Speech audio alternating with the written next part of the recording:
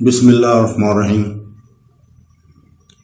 دوستو، آج ہم بات کریں گے زمین پر پہلا انسان اور پہلا نبی حضرت آدم علیہ السلام کے بارے میں۔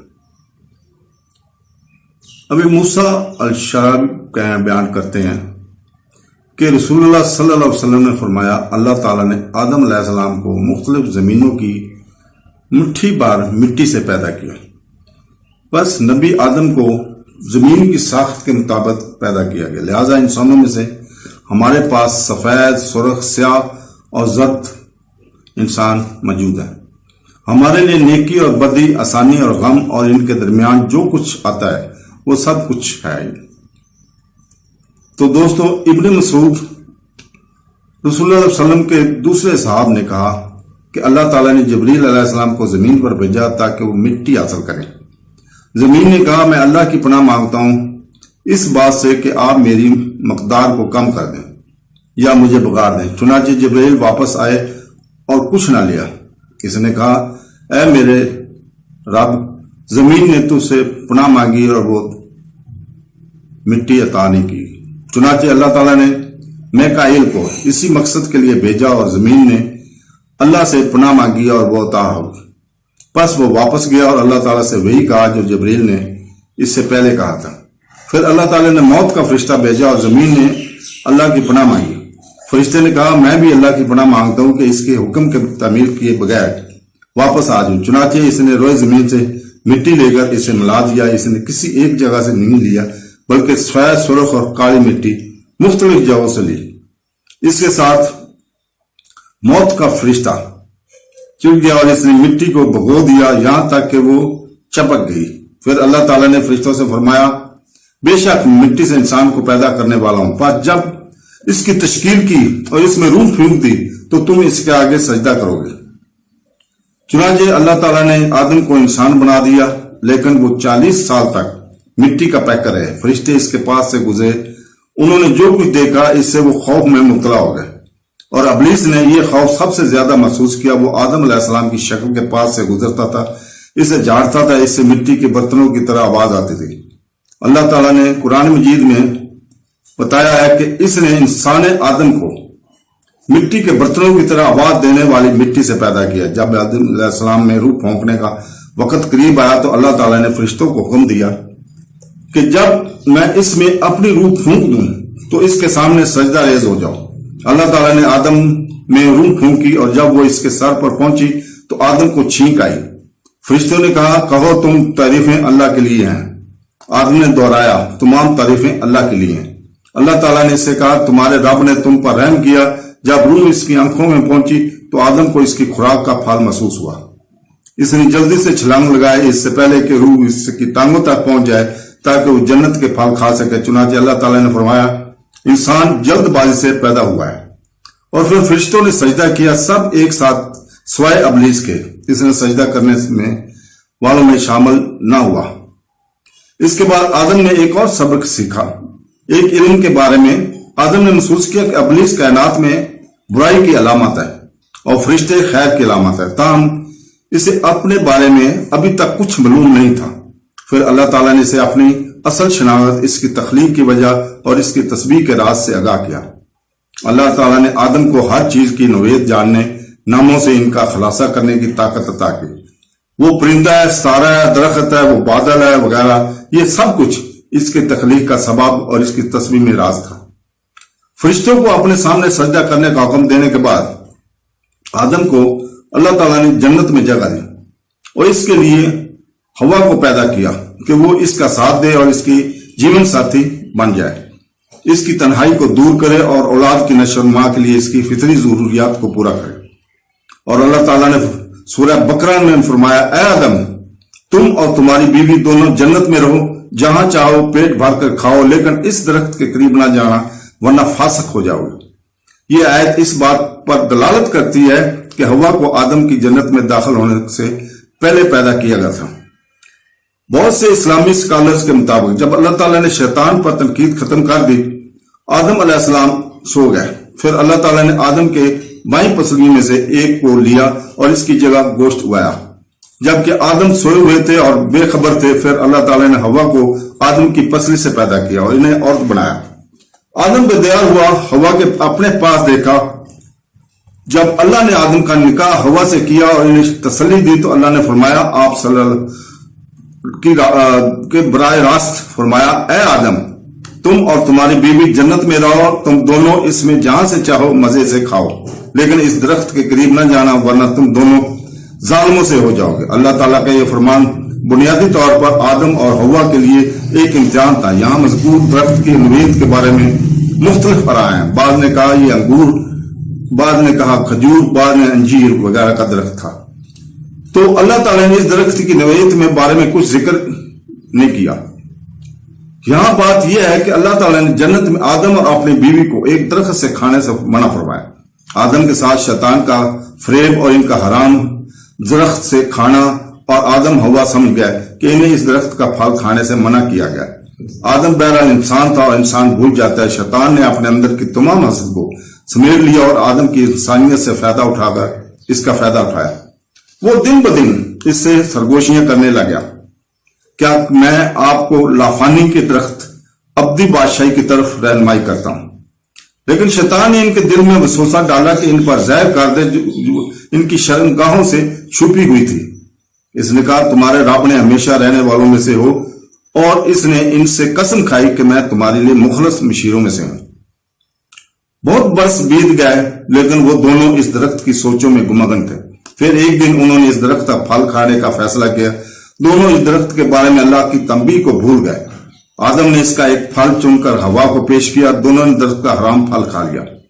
جیسا کہ قرآن کہتا ہے تو اس نے انہیں دھوکے سے گرایا، اور جب انہوں نے درخت کا مزہ چکھا تو ان کی شرمگاہیں ان پر زہر ہو گئی اور وہ جنت کے پتوں سے اپنے اوپر جکڑنے لگے۔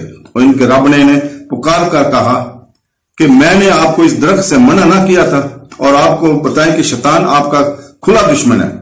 آدم نے مشکل سے کھانا کھایا، جب اسے اپنا دل سگڑ گیا اور وہ درد اور اداسی اور شرمندگی سے بھر گیا، اس نے دریافت کیا کہ وہ اس کی بیوی ننگے ہیں۔ دونوں نے خود کو ڈھانپنے کے لیے درخت کے پتے کاٹنا شروع کر دیا۔ آدم نے توبہ کی اور اللہ سے دعا کی۔ اس وقت اللہ تعالیٰ نے انہیں پکار کر کہا کیا میں نے تمہیں اس درخت سے منع نہیں کیا تھا اور تم سے کہا تھا بے شک شیطان تمہارا کھلا دشمن ہے؟ جواب میں آدم علیہ السلام نے فرمایا، انہوں نے کہا اے ہمارے رب، ہم نے اپنی جانوں پر ظلم کیا، اور اگر تو نے ہمیں معاف نہ کیا اور ہم پر رحم نہ کیا تو ہم یقیناً نقصان اٹھانے والوں میں سے ہو جائیں گے۔ یہ سمجھنے کے بعد ان دونوں نے اللہ کے حکم کی خلاف ورزی کی اور توبہ کرنے لگے، اور مذکورہ والا کلمات پڑھنے اللہ تعالیٰ سے معافی مانگی۔ اللہ تعالیٰ کی دعا قبولیت اور ان دونوں کو زمین پر بھیجنا۔ اللہ تعالیٰ نے کی دعا قبول فرمائی، ان کی مغفرت فرما دی، جیسے کہ قرآن میں مذکور ہے۔ پھر آدم نے اپنے رب کی طرف سے کچھ کلمات حاصل کیا اور اللہ نے ان کی توبہ قبول کی۔ بے شک اللہ ہی توبہ قبول کرنے والا مہربان ہے۔ ابن اسحاق نے بیان کیا ہے کہ آدم علیہ السلام اپنی جنت ہونے پر 60 سال اور اپنی غلطی پر 70 سال تک روتے رہے۔ اللہ تعالیٰ نے کی توبہ اس لیے قبول کی کہ یہ مخلصانہ تھی، بلکہ انہیں جنت کی نعمتوں سے بھی محروم کر دیا۔ آدم اور حوا دونوں جنت چھوڑ کر زمین پر آ گئے۔ اللہ نے انہیں بتایا کہ زمین ان کی اصل ہوگی، جہاں وہ رہیں گے اور مریں گے، جیسے کہ قرآن میں مذکور ہے کہ اللہ تعالیٰ نے فرمایا کہ ایک دوسرے کے دشمن ہو کر نیچے اترو، اور تمہارے لیے زمین پر ایک وقت تک قیام و طعام ہے۔ فرمایا اسی میں تم جیو گے اور اسی میں مرو گے، اسی سے تم نکالو جاؤ گے۔ سورہ اعراف میں یہ ذکر ہے۔ جب زمین پر گرا تو آدم اور حوا دو مختلف جگہوں پر الگ ہو گئے۔ ابھی آدم نے ابن عباس رضی اللہ تعالیٰ عنہ کو یہ کہتے ہوئے نقل کیا ہے کہ اللہ تعالیٰ نے آدم علیہ السلام کو مکہ اور طائف کے درمیان دھنا نامی علاقے میں بھیجا تھا۔ الحسن البصری نے کہا کہ آدم کو ہندوستان میں اتارا گیا، جبکہ حوا کو جدہ بھیجا گیا۔ دونوں ایک دوسرے کو ڈھونڈنے لگے۔ انہیں جزیرہ نما عرب کی ایک پہاڑی پر جبل رحمہ عرفات، جو کہ مکہ مکرمہ کے قریب سعودی عرب میں واقع ہے، پر دیکھنے میں انہیں 40 دن لگے۔ آدم اور حوا آخر کار جمع ہوئے اور آسمان کی طرف دوبارہ مل گئے۔ پھر اللہ نے آدم کو زمین پر پہلا نبی بنایا۔ زمین پر آدم کی زندگی، آدم جانتا تھا کہ زمین پر اسے کشمکش اور جدوجہد کا سامنا کرنا پڑے گا۔ اسے اپنے آپ کو، اپنی بیوی اور بچوں کو زمینی مخلوق اور مشکلات سے بچانا تھا، لیکن سب سے بڑھ کر اسے بدی کے جذبے سے جدوجہد کرنی تھی۔ نیکی اور بدی کے درمیان جنگ جاری ہے، لیکن آدم جانتا تھا کہ جو لوگ اللہ کی ہدایت کی پیروی کرتے ہیں اور انہیں کسی چیز سے نہیں ڈرنا چاہیے، جبکہ اللہ تعالیٰ کی نافرمانی کرنے والے اور شیطان کی پیروی کرنے والے اس کے ساتھ معلوم ہیں۔ جیسا کہ قرآن میں ذکر ہے، اور اللہ تعالیٰ نے ان سے فرمایا تم سب جاؤ جب میں ہدایت بھیجوں، جو اس کی پیروی کرے گا اس نہ کوئی خوف ہوگا اور نہ ہی پچھتاوا ہوگا۔ یہ سورہ بقرہ کی آیت ہے۔ آدم علیہ السلام نے حوا کے ساتھ مل کر زمین پر اپنی زندگی کا آغاز کیا۔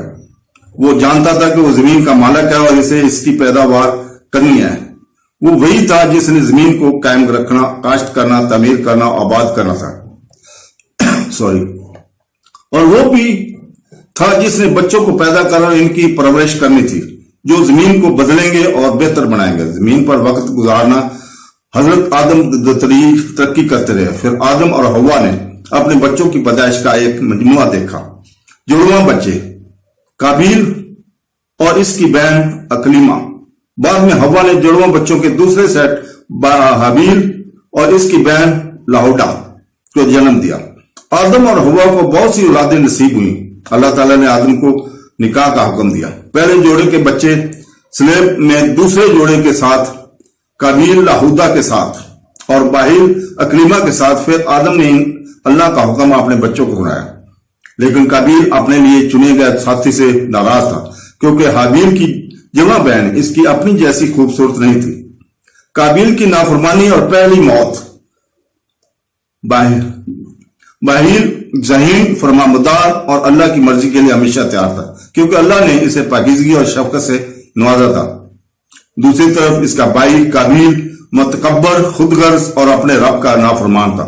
قابیل نے حابیل کو بہن سے شادی کرنے کی اللہ کے حکم کو قبول نہیں کیا، کیونکہ وہ اپنی بہن سے شادی کرنا چاہتا تھا۔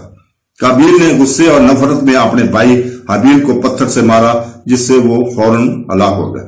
یہ زمین پر انسان کی طرف سے کی جانے والی پہلی موت اور پہلا مجرمانہ فعل تھا، لیکن پھر اپنے بھائی کی لاش کے دفن کو کر دیا۔ اللہ تعالیٰ نے حابیل اور قابیل کا قصہ سورہ مائدہ میں بیان کیا ہے۔ حضرت آدم علیہ السلام کو اولاد کو تعلیمات۔ آدم غمگین تھا کیونکہ اس کا ایک بیٹا مر گیا تھا اور دوسرے پر شیطان غالب آ گیا تھا۔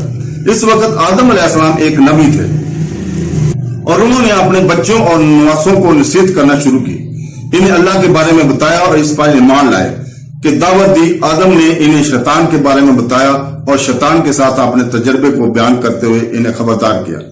آدم نے انہیں یہ بھی بتایا کہ کس طرح شیطان نے قابیل کو اپنے ہی بھائی کو مارنے کے لیے اکسایا۔ مزید آدم نے انہیں یہ بھی یاد دلایا کہ انسانوں کا ایک حقیقی اور ابدی دشمن ہے جو کہ شیطان ہے۔